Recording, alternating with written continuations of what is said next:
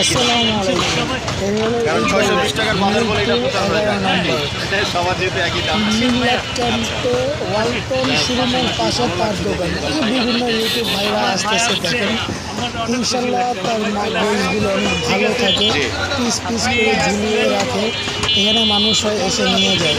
অন্যান্য জায়গা থেকে এখানে মাংসের দামগুলি খুবই কম, 620 টাকা করে। ইনশাল্লাহ সবাই বিশেষ করে আপনাদের কারণে ভাই প্রচার বেশি হয়েছে। শুধু দোকান আছে, সব জায়গা থেকে ভাইয়ের সবাই দেখছে আপনাদের মাধ্যমে ভাইয়ের চেষ্টা করছি আসলে সবাই কম দামে দিচ্ছেন এটা অনেকেরই জানা উচিত।